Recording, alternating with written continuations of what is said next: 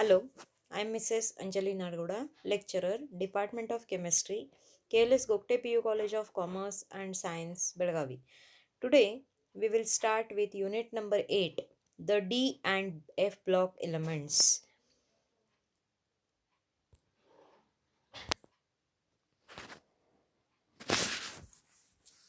Let us see the position of D and F block elements in the periodic table. In last year, we have already learned group 1 and group 2 is called as S block elements. Group 13 to group 18 is called as P block elements, whereas now group 3 to group 12 in between S block and P block is called as D block elements. Okay, so there are total 4 periods which are included in D block elements, that is period number 4, then period number 5, period number 6 and period number 7. Okay.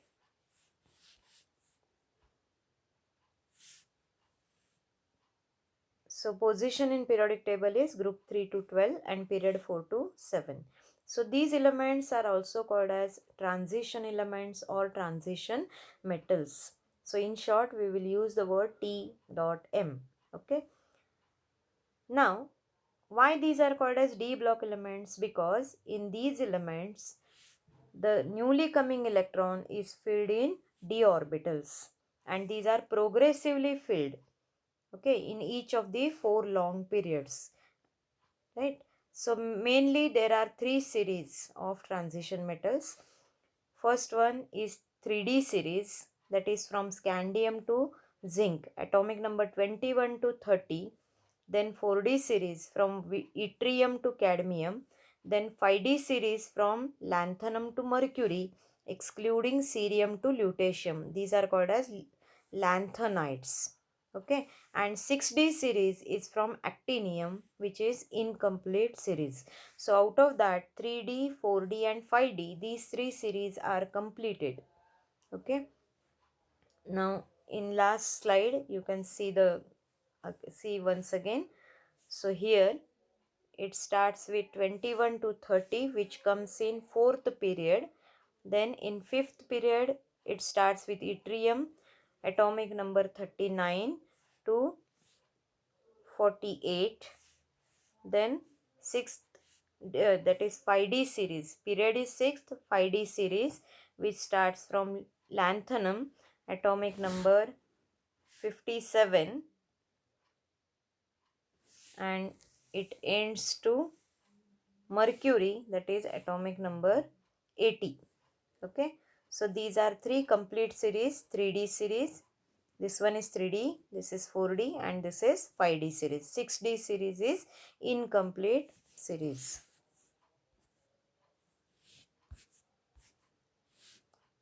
Now, what is the definition of D block elements? A transition element is defined as the one which has incompletely filled D orbitals in its ground state or in any of its oxidation state. Means after losing the electrons, that is in plus 2 or plus 3 state, if it contains partially filled d orbitals or incomplete d orbitals, then they are called as, that element they are called as D block elements. Okay, now this definition can be asked for 1 mark. Now here one question arises, that is zinc, cadmium and mercury, which are at the end of this D series, respectively 3D, 4D and 5D of group 12, have full D10 configuration in their ground state as well as in their common oxidation state. Okay, but still, though they are having full configuration, still they are included in D block elements. Okay, actually as per definition they are not supposed to include in D block elements, but these members, their chemistry is similar to that of D block elements and hence they are studied along with transition metals. Now why they are called as transition metals? Because their properties are gradually changing from metals to non-metals. That is, they are showing the characteristic from S block elements to P block elements, and they are in between S block and P block, and hence they are called as transition metals. Okay. Now, what is the electronic configuration? We have already learned this in PUC first year. So, general configuration of D block elements, that is from group 3 to group 12. It is given as rare gas n-1 d orbital. So, here n-1 d orbital is filled from 1 to 10 because maximum capacity of d orbital is 10 electrons. And ns orbital, which is outermost orbital, is filled 1 to 2 because maximum capacity of s orbital is 2 but minimum 1 electron is there. Okay. So n-1d stands for inner d orbital, which may have 1 to 10 electrons. Now why it is called as inner d orbital? Because in fourth period 3d series is filled, in fifth period 4d series is filled, and in sixth period 5d series is filled. Okay, means the period number and the d orbital number is not same. Okay, it is n-1. ns stands for outer s orbital, which may have 1 to 2 electrons. Now let us see the general electronic configuration of 3d series. It is given as rare gas 3d 1 to 10 4s 1 to 2. Now in this topic we are going to study in detail about the 3d series. Okay.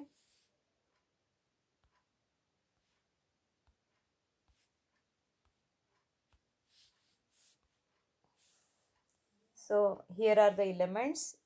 These are actually horizontal elements, but to show the electronic configuration, it is shown vertically. Okay. So first element is scandium. Now these are 10 elements that you have to remember along with its atomic number and electronic configuration. Scandium, titanium, vanadium, chromium, manganese, Fe, that is iron, cobalt, nickel, copper and zinc. Okay. So atomic number starts from 21, 22, 23 up to 30. Zinc is 30. Right. So electronic configuration, it starts with 18 is argon. So nearest rare gas is argon and hence it starts with argon. Then remaining 3 electrons are filled first in 4s orbital and then in 3d. So 4s2, 3d1. Now why this is? Because already we have learnt in PUC1 that is 4s orbital is having low energy compared to the 3d orbital, and hence lowest energy orbital is filled first and then the highest energy orbital. Okay. So according to that it will come as argon 4s2, 3d1. Okay. While writing you can write it as 3d1, 4s2 also. Right, but while feeling you should feel first 4s.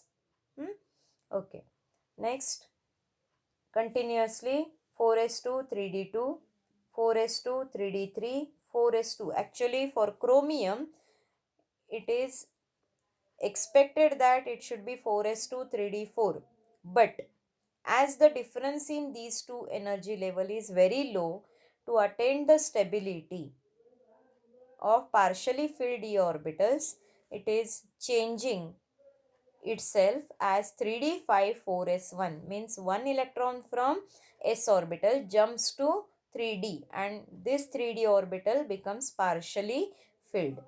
Okay, and hence this is observed electronic configuration. Okay, now manganese is again 3d5 4s2, 3d6 4s2 for Fe. Cobalt is 3d7 4s2. Nickel is 3d8 4s2. Again for copper there is a change, slight change. Instead of 3d9 4s2, it comes as 3d10 4s1. Again the reason is same, to attain the stability of completely filled d orbitals. In copper, the electronic configuration changes as 4s1 3d10 or 3d10 4s1. Okay, and because of this, the properties of chromium or copper, as like they are showing, they are colored compounds and they are showing different characteristics. Okay. So these are special electronic configuration, and here for 1 mark this question can be asked. Write the electronic configuration of copper or chromium. Okay, so here already I have given you. Then let us study the general properties of transition elements or transition metals. According to name, these are transition metals, means they are showing the characteristics of metals. We know generally metals are having hard structure, that is high tensile strength. Then ductility, malleability, means the metals can be converted into thin wire, or metals can be hammered to form the thin sheet. Okay, so this is ductility and malleability. Then metals are transition metals are having high thermal and electrical conductivity, means they are good conductors of heat and electricity. Then metallic luster, they are very shiny. Then these metals, these elements, they are very much hard and very low volatility, means they are less volatile, except zinc, cadmium and mercury, which are last members of D series.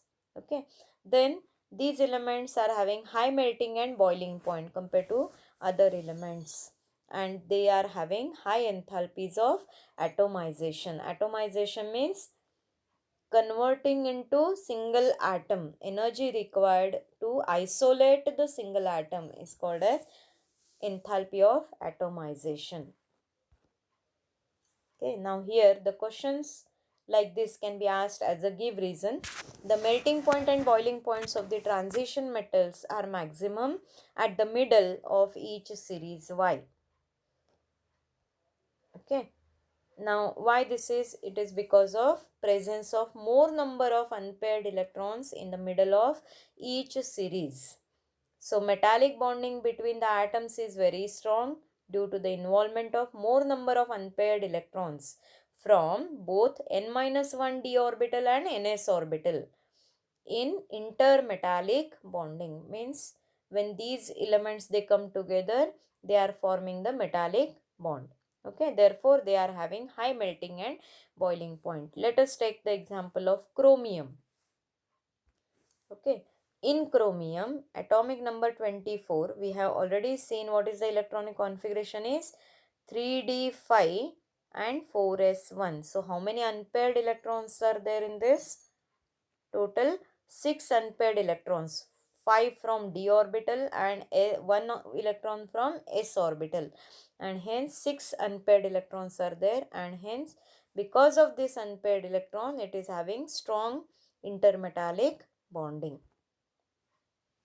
One more question can be asked as a transition elements exhibit higher enthalpies of atomization. Why? So again the reason is similar. Because of large number of unpaired electrons in their atoms, they have stronger interatomic interaction and hence stronger bonding between the atoms, which results in high energy or high enthalpy of atomization. Now let us study one by one the properties. Variation of atomic and ionic sizes of transition metals.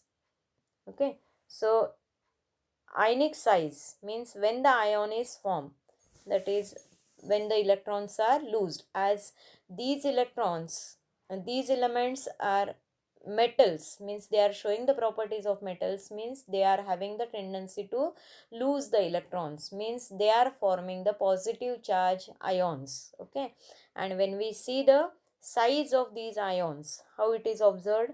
In general, the ions of same charge, means if we consider plus 2 charge in a given series, show progressive decrease in radius with increasing atomic number. Means in 3D series, if we go from scandium to zinc in ionic state, that is plus 2 form or plus 3, whatever it is, then it is showing progressive decrease. Decrease means from scandium to zinc, the ionic size decreases. Okay, this is because of new electron enters a d orbital each time the nuclear charge increases by unity, means even the number of protons also increases. Now, the shielding effect of d electron is not that much effective. What is shielding effect? Is the protection of outermost electron from the force of attraction of nucleus. Right? Now, this shielding effect of d electron is not perfect or not effective, and hence the net electrostatic attraction between the nuclear charge and the outermost electron increases. Means the outermost electrons are dragged inside near to the nucleus, and hence ionic radius decreases.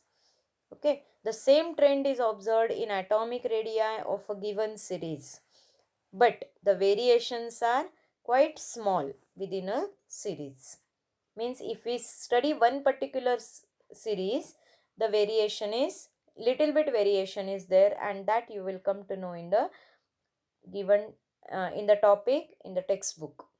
Okay, the graphs are given, you can go through the graphs. Now here are some important points regarding atomic size and ionic size. Okay, when the atomic sizes of one series are compared with those of the corresponding elements in the other series, means if we compare 3D and 4D series, it is observed that the curves show an increase from first D series to second D series, that is from 3D series to 4D series, the atomic sizes increases. Okay, but the radii of third series, that is 5D series, are virtually same as that of second series, that is 4D series. Means when we compare 4D and 5D, the sizes, atomic sizes are similar, very much similar. This is given in figure number 8.3, in which the graphs are given in 3 color codes. Okay, refer the graph, you will come to know. This phenomenon is associated with the intervention of 4f orbital, which must be filled before 5D series of the elements begin. Okay, now here in 5D series, what happens? Before 5D series, which orbitals are filled? 4f orbitals are filled when we are writing the electronic configuration, and because of that, this similarity is observed. Now, what is the effect of this? This results in regular decrease in atomic radii from lanthanum to lutetium, and this is called as lanthanide contraction. Okay, so effect of filling of 4f orbital before 5d orbital results in lanthanide contraction, which essentially compensates for the expected increase in atomic size with increasing atomic number. Okay, now what is the consequence or what is the effect of lanthanide contraction? Is the second, that is 4D series and 5D series, exhibit similar radii and have very similar physical and chemical properties, much more than expected. So here is one example. Radius of zirconium and hafnium, though both are in different series, but the atomic sizes are very much similar.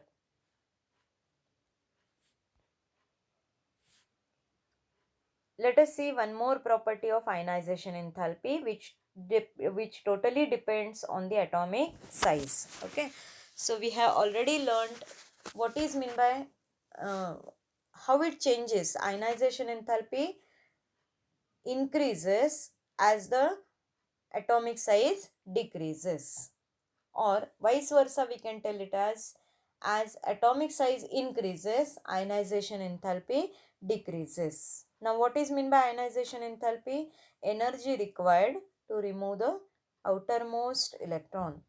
Okay, now due to increase in nuclear charge which accompanies the filling of inner d orbitals, there is an increase in ionization enthalpy along each series of transition elements from left to right. We have already learned that from left to right atomic size decreases and hence ionization enthalpy increases. But there are small variations. For example, first ionization enthalpy of chromium is lower because of removal of one electron produces extra stable d5 configuration. Now compared to the next element, that is manganese. Okay, so chromium, it is having the electronic configuration 3d5 4s1, but in ionic state, that is when one electron is lost, it becomes 3d5 and 4s0, which is having stable configuration, and hence it requires lower energy, because by losing one electron it becomes very much stable.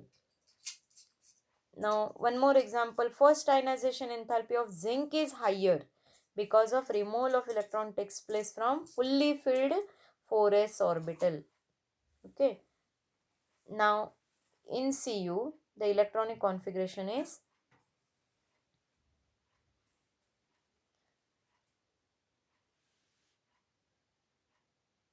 sorry, in zinc the electronic configuration is 3d. In zinc electronic configuration is 3d10 and 4s2, right? And in zinc plus 2, that is when two electrons are lost, these two electrons are lost and it becomes very much stable, and hence it requires more energy. But in case of copper, what happens? Again, like chromium, it becomes stable by losing the two electrons, and to get the stability this change happens. Okay, now second ionization enthalpy of chromium and copper are sufficiently higher than its neighbors. Now again, what is the reason? Due to their stable electronic configuration. In case of chromium it is d5, and in case of copper it is d10. Okay, second ionization enthalpy means what? Removal of second electron, or removal of one electron from its ionic state. Okay, so here we will stop. Thank you.